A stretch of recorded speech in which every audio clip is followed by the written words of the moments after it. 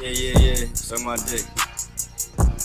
P. Diddy's son, King Combs, attacked 50 Cent with a diss track. I knew your dad for a long time. He did that shit. Guilty. When Diddy's son famously warned, "Never disrespect 50," it seemed like words of caution that most would heed. However, King Combs just did the exact opposite, challenging the unspoken rule of the music industry.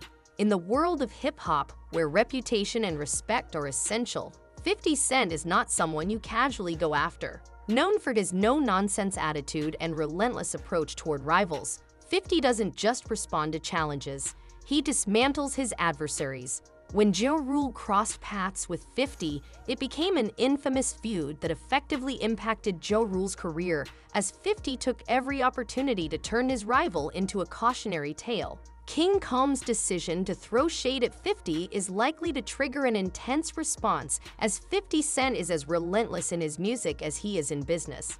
Despite King Combs' growing fame and lineage, taking on an icon known for not backing down could be risky. Hip-hop fans are already buzzing about how 50 might respond, and many are questioning if this young artist is prepared for the firestorm he may have ignited. 50 Cent's reputation for defending his name, reputation, and brand is legendary, and this latest development has left fans wondering if King Combs truly understands what he's up against. In an industry where respect is earned and rivalries can define careers, the anticipation around 50's next move is high, as he's not one to let disrespect slide without a memorable response. And so shout out to King Combs for stepping up for his pops, but I don't think this will move the needle at all. And it doesn't look like 50 is fazed by this at all. He responded on Instagram like he usually does, with humor. He dropped a couple of funny pictures with captions, continuing to clown Diddy and now King Combs. We all know Curtis 50 Cent Jackson's story, from hustling in the tough streets of Queens to becoming a mogul with an unbreakable, ruthless reputation. If there's one thing 50 Cent's history has proven, it's that he's not someone you want to mess with, let alone disrespect. But it seems Diddy's son King Combs missed the memo, and now he's learning the hard way. But here's where it gets really wild. King Combs has even been spotted flashing gang signs, and let's be real, he probably hasn't ever set foot in anything close to street life. Meanwhile, 50 didn't just survive in the streets, he ruled them. So what exactly is going on? Why is King so determined to act like he's untouchable? As mentioned, Christian King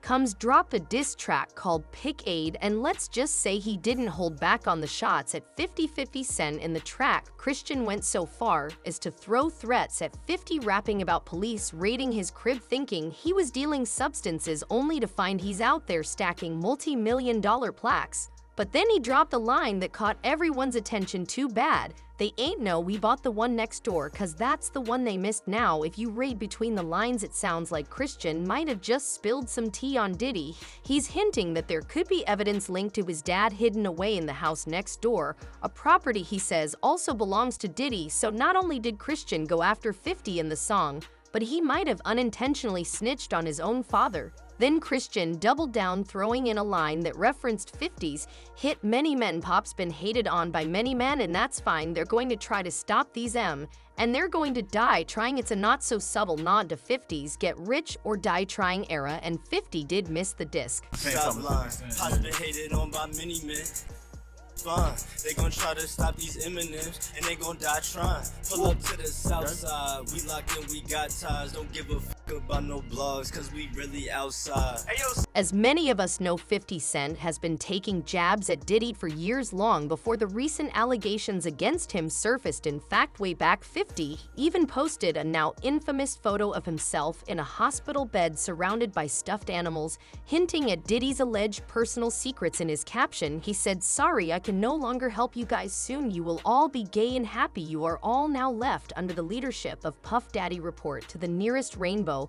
And that was just the beginning. He followed it up with an extremely shocking photo of Diddy and Rick Ross seemingly making out on stage in front of their fans. And if that wasn't scandalous enough, He also shared a picture of Diddy looking quite flamboyant in a pink outfit, being sensually embraced by a former record executive. The caption, "I ain't saying nothing, but something ain't right." But the drama didn't stop there. During a radio interview, 50 accused Diddy of trying to lure him into what he called gay freak-offs. According to 50, Diddy once suggested an all-expense-paid shopping spree, which left him utterly confused. He recounted like he said, He said something to me one time, a long time ago, at Chris Knighty's wedding. He told me to take me shopping. I looked at him like, what you just say? Let me move, man, before I do something. You're gonna make me mess up the wedding. Oh, that's a nice gesture. Let me get out of no. Take me. That's what a guy says to a girl. Diddy later tried to brush it off, claiming it was just a kind gesture, insisting he thought 50 needed some new clothes. "I thought he needed some clothes. He doesn't even know what he's saying. It's like fruity," he said, trying to downplay the situation. If that wasn't enough for the ongoing feud, 50 Cent took another jab at Diddy when Cassie filed her explosive $30 million lawsuit against him for SAW. Once it was reported that Diddy had settled the lawsuit in just 24 hours, 50 I wasted no time putting on his pedicab. He made an Instagram post mocking Diddy for settling the lawsuit so quickly, clearly relishing in the drama and the chaos surrounding Diddy's life. In his classic We 50 posted, "He paid that money real quick. Should have done that before the shark saw blood in the water here. They come in 5, 4, 3, 2, 1. Every woman he put his hands on." Clearly 50 I wasn't planning to let this one slide, but he didn't stop there. The trolling reached new heights when he hinted at a bombshell project in the works. 50 then teased he was actually in talks with Hollywood producers to create a documentary about Diddy. Announcing this on Instagram, he reposted an article about his involvement and added a spicy caption, "I thought Diddy was a billionaire music mogul. If he's smart, he'll file for bankruptcy. Now anyone with real money knows why I'm saying this. I'm the best producer for the job. Here come the receipts." This wasn't just talk either. 50 had already shared a sneak peek of the documentary, which included allegations from Mark Curry, a former Bad Boy Records rapper. In the clip, Curry claimed that Diddy would spike bottles of Moet with something that would make women at nightclubs lose control. He recalled how Diddy would warn his friends not to drink from certain bottles, allegedly saying they have something to make girls be real slippery when you get up there, like, "Don't touch those bottles right there, only drink these." This snippet alone was enough to send fans into a frenzy, eagerly anticipating the full story. But 50's beef wasn't just with Diddy. He also found himself at odds with Jason Derulo, who seemed to defend Diddy amidst the allegations. It all started when a video surfaced of a TMZ reporter asking Derulo about his thoughts on the situation. Derulo expressed support For Diddy, and he's helped your career a lot. Do you feel like people should be giving him some grace? Or at least giving him the grace of, saying, he is innocent until proven guilty? I believe in that. I Right. believe in innocent before proven guilty, for sure. Do you feel like they're kind of going too hard on him, maybe? As you can imagine, this whole thing got under 50 Cent's skin, and he didn't hold back on firing shots at Jason Derulo. Right after TMZ published the article on Derulo's defense of Diddy, 50 reposted it with his own spicy twist. He suggested that Jason might be in one of Diddy's infamous freak-off tapes, writing, "Shut the f up, let me find out you on one of them tapes." Boy, Jason wasn't about to let that slide. He clapped back by posting an edited video of himself in a fight with a man whose face was photoshopped to look like 50's in the video. He made it clear he wasn't going to sit back while 50 implied anything wild about him, and he even captioned it, "50's first hit in 20 years. I'm so sorry." The video itself is a reference to an incident in 2022 when Jason actually got into a fight after two fans mistook him for Usher. But now he's using it to send a message. He's ready to throw hands if 50 keeps talking, and with the added caption, it's clear he wanted to add a little extra sting, reminding 50 that it's been a while since his last big hit. This beef isn't new though. 50 has been going in on Diddy for years, regularly roasting him and anyone else who dares to take his side, while Diddy himself has mostly stayed quiet. It seems his son Christian Combs isn't taking it as lightly. Christian has been keeping a close eye on the shade 50's been throwing at his father, and recently found himself caught up in the controversy too. He was actually named in a lawsuit against Diddy by record producer Lil Rod, who alleged that he witnessed both Christian and Diddy, along with Diddy's other son Justin, inappropriately involved with a woman. Then in April, a disturbing lawsuit shook him when Grace Murray filed a civil suit in Los Angeles accusing Christian Combs of fraud during a supposedly glamorous yacht trip. The suit didn't just point fingers at Christian, it also implicated Diddy, alleging he was responsible for creating an environment that led to the incident. According to Omar Kai, who worked as a steward on the yacht, the experience was far from the family-friendly atmosphere one might expect. Instead, she described a chaotic scene filled with intoxicated guest celebrities and suspected workers, along with substances and alcohol flowing freely. Omar Kai claims the drinks served to her and other women were likely spiked, which allegedly led to guests falling over themselves, panicking, or passing out. The lawsuit details that Christian, who was 26 at the time, pressured her to drink tequila with him. When she tried to pull away, he allegedly became aggressive, grabbing her arm and kissing her neck, face, and hand against her. Things reportedly took a darker turn later when Christian attempted to force her into an intimate act in the yacht cinema room. The lawsuit also details that audio recordings captured Omar Kai clearly refusing alcohol, insisting that she needed to leave, and repeatedly telling Christian to stop touching her. In the recordings, kissing sounds can be heard in the background along with Omar Kai's protests. But the allegations don't stop there. Diddy's record producer, Rodney Lil Rod Jones, who himself has a separate lawsuit against Diddy, was allegedly present during the incident and reportedly recorded parts of it. Omar Kai claims that when she reported the incident to the yacht's captain, her concerns were swiftly dismissed, with Diddy allegedly offering a large tip to keep her complaint under wraps. The impact of this traumatic event has severely affected Omar Kai's personal life. She claims that as a result, her long-term relationship fell apart, and she's been struggling with an eating disorder and epileptic seizures. Not only that, but a few months before Diddy was arrested, the federal agents unexpectedly raided his home, swarming the property in search of potential evidence. Christian and Justin Combs, Diddy's sons, were reportedly handcuffed and loaded into police vehicles in front of the residence. Witnesses were stunned as about 30 law enforcement vehicles and at least 3 Bearcats, a type of armored SWAT vehicle, surrounded the property, turning the raid into a major spectacle. Now fans were quick to call out Christian, saying that he might just be as dirty as his father, sparking further criticism. In the midst of all these serious allegations, Christian seemed to think the best way to respond was through a diss track aimed at 50 Cent. However, fans and critics alike dismissed the track as weak, with many feeling it was an attempt to shift the conversation away from the legal troubles. True to form, 50 I wasted no time trolling Christian, making it clear he wasn't impressed with the diss track. He posted a picture of Christian and Diddy on stage together with a caption dripping with sarcasm.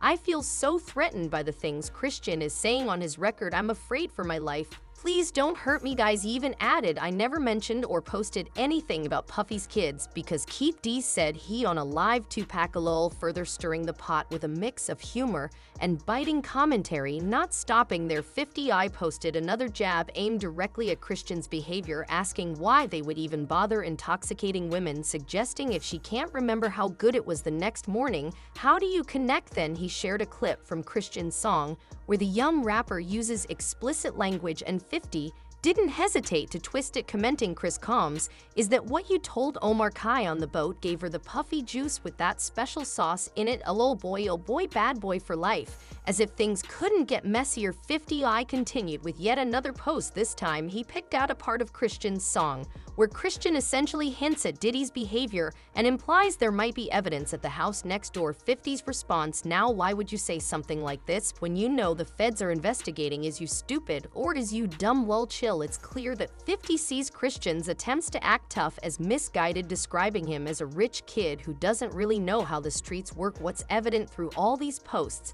is that 50 Cent is drawing a sharp line between himself and the Combs family, highlighting his own gritty upbringing to contrast Christian privileged life. For 50 Cent, the streets are more than a claim, they're part of his identity. From a young age, 50 Cent, born Curtis Jackson, was thrust into the gritty world of South Jamaica, Queens, and invit that shaped him into the fierce, non-nonsense figure We know today Curtis grew up surrounded by the tough realities of street life. His mother, Sabrina, was a substance dealer, exposing him early to the rougher side of life. Tragically, she died in a mysterious fire when Curtis was only 8 years old. With his father out of the picture, Curtis had to navigate this unforgiving world on his own, eventually being raised by his grandparents. But this wasn't your typical upbringing. Curtis had to grow up fast and learn to fend for himself in a community where weakness meant failure. By the time he was 11, Curtis had already taken up boxing, a discipline that helped him build strength both physically and mentally. Boxing wasn't just a sport for him, it was a means of survival in a neighborhood plagued by brutality. Curtis learned to throw punches before he was old enough to drive, giving him an edge that most kids his age didn't have. However, the streets had a stronger pull. By the age of 12, Curtis was no longer just boxing, he was dealing substances, concealing his activities under the guise of attending after-school programs. But Curtis wasn't just dabbling in street life, he was fully committed. While other kids his age were focused on school and sports, Curtis was stashing substance money and weapons, bringing a piece of the streets home with him and hiding it from his grandparents. Eventually, he even stopped hiding, admitting bluntly to his grandmother that he sold illegal substances. By the time 50 hit his teenage years, his reputation was already solidified as a formidable force in his neighborhood. At just 17 years old, he was cruising around, found in a sleek Benz, flaunting 2 guns in the car, a clear signal that he wasn't just some small-time hustler. He understood that in a world where weakness could cost you everything, showing any sign of fear was not an option. But it wasn't just the hustle that shaped him, it was the hard knocks of life that gave him his edge. In 1994, his luck ran out when he was arrested for selling substances to an undercover cop. Just weeks later, police raided his home, uncovering the same substances and a gun. The result, a harsh sentence of 3 to 9 years in prison. Yet even that wouldn't break him. Curtis served only 6 months in a boot camp, emerging with his GED, ready to continue his journey as a hardened street hustler. Now about that name, 50 Cent. It wasn't just a catchy moniker, it was a badge of survival, a testament to his journey. He took it on as a tribute to Kelvin 50 Cent Martin, a notorious Brooklyn robber from the 1980s.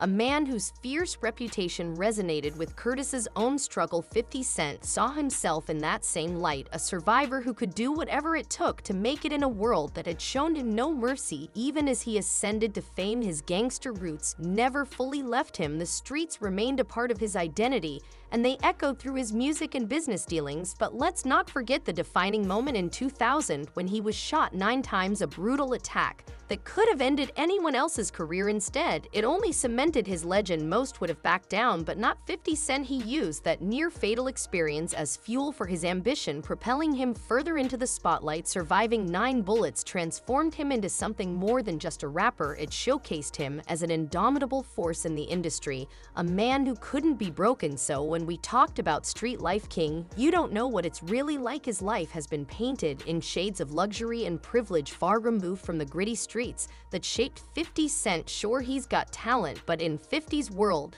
there's little room for softness. It's a different game entirely. While King Mims is navigating the industry, 50 Cent has established himself as a formidable figure in the entertainment world, a man who's made it clear that challenging him in business, music, or even on the streets can come with serious consequences. Known for his resilience, street smarts, and savvy business acumen, 50's journey from the rough streets to the boardroom is a story of unwavering grit.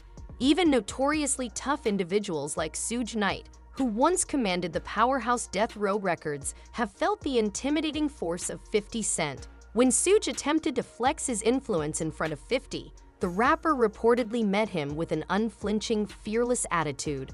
He stood his ground, refusing to be intimidated, and showcased the confidence that's made him legendary. But let's be clear, 50 Cent is far more than a street hustler. He's also a shrewd businessman and has proven his worth in the industry, with an empire that began when he first stormed onto the rap scene with his iconic album Asterisk, Get Rich or Die Trying Asterisk.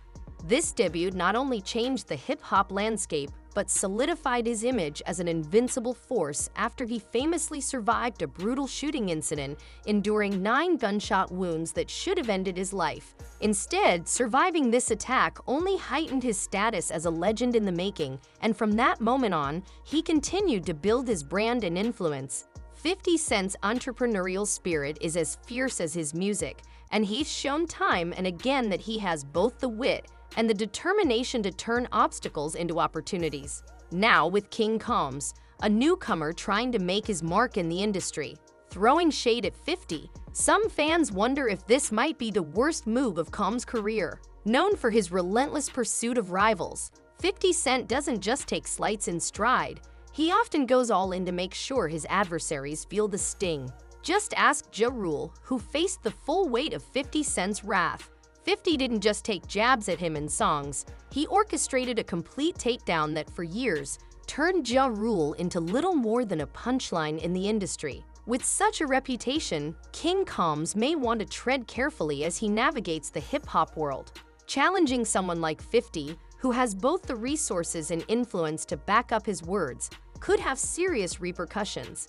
This latest move might just put Combs on 50's radar, which hasn't always ended well for other artists. It's no secret that 50's competitive edge keeps him sharp, and he often turns challenges into motivation to go harder. So as we wait for the next chapter in this potential feud, it's essential to remember that while 50 Cent has always been fearless, he's also exceptionally strategic, blending his streetwise resilience with an undeniable business savvy that's made him an enduring figure in hip-hop. What do you think about the recent development? Drop your thoughts in the comments below, and while you're here, don't forget to like, subscribe, and check out our other videos for more insights into the world of hip-hop and beyond.